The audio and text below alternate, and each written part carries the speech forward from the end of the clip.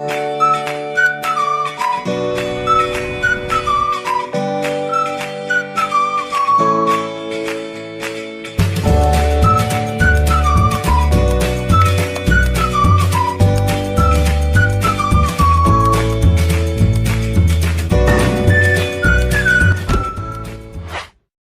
aí, rapaziada do 8º ano, caros alunos, mais uma vez aqui, professor Francisco, né? Hoje eu quero mandar um abraço para todos os funcionários da Escola Antônio Gonzaga Barros, inclusive para os professores, em especial para os professores de estudos amazônicos, né?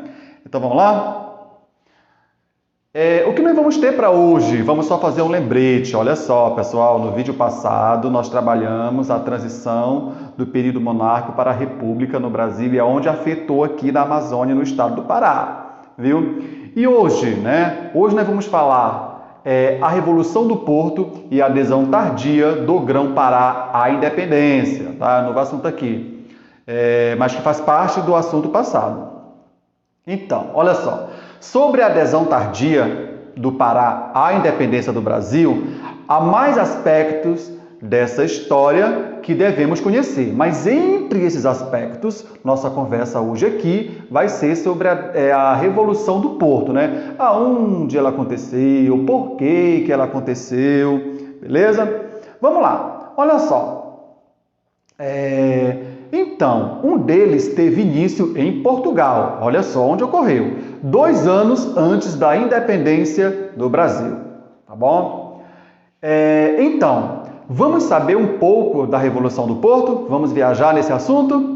O que foi ele, né? Olha só, foi um movimento que ficou conhecido como a Revolução do Porto, apoiado pelos portugueses do Grão-Pará, né? Isso ocorreu porque os revolucionários do Porto desejavam a volta do Brasil à condição de colônias, lembrando aqui rapidinho que aconteceu em Portugal, tá bom? E eles queriam que o Brasil tivesse a condição de colônia de novo, porque as autoridades de Portugal estavam no Brasil naquele período, tá bom? Vamos avançar?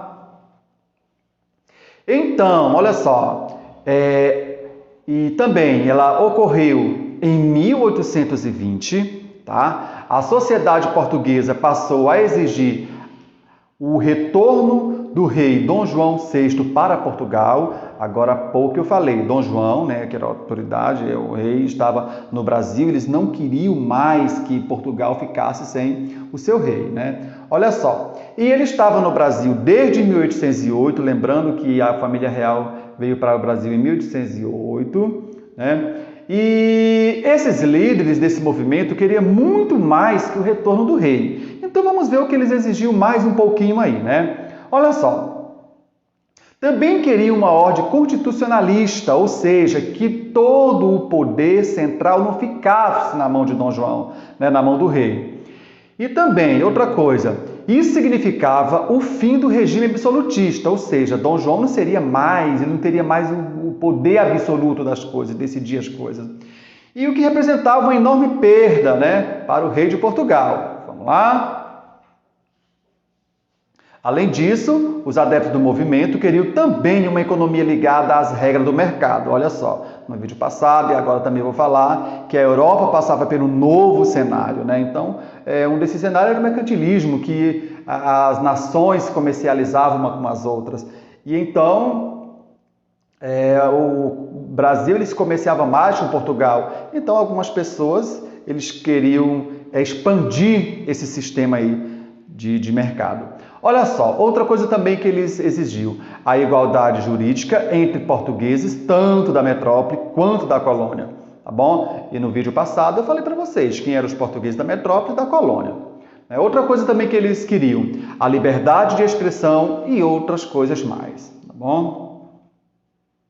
Olha só, essas duas imagens aqui, elas vêm retratar esse movimento que aconteceu em Portugal, tá bom? Se vocês fazerem uma análise na imagem mais colorida, onde mostra um salão elegante, claro que fica óbvio que aí está grandes burgueses de Portugal, né, que queriam o retorno de Dom João com urgência, E essa outra imagem aí que mostra essas pessoas nessa rampa são pessoas de um escalão menor, tá bom? Vamos avançar.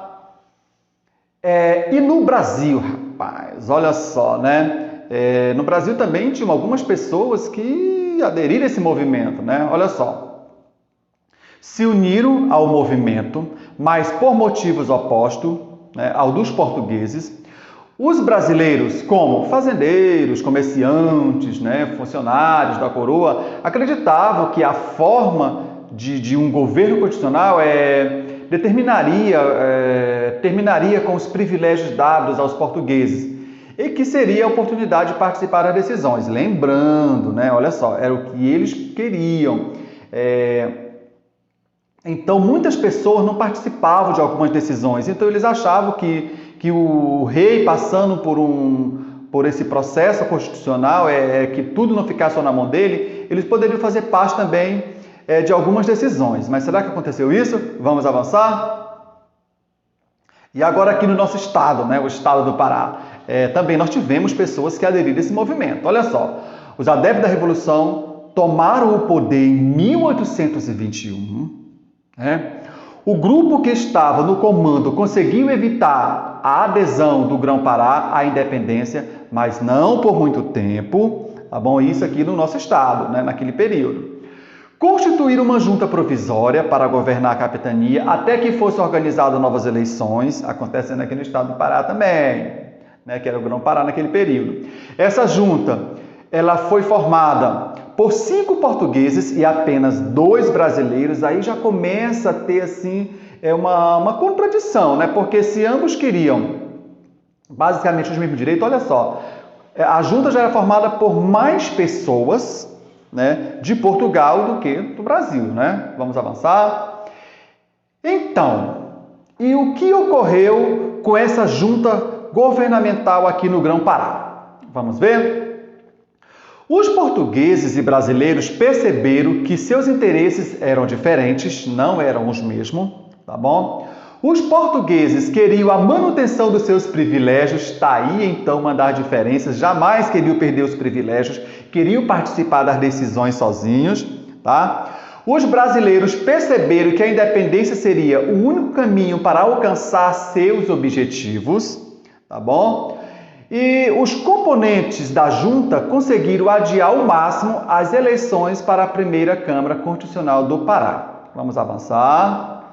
Olha só, após muitos embates, o governo imperial do Brasil, em uma ação que contou com a participação de militares ingleses, forçou o reconhecimento da autoridade de Dom Pedro I pela província do Grão-Pará.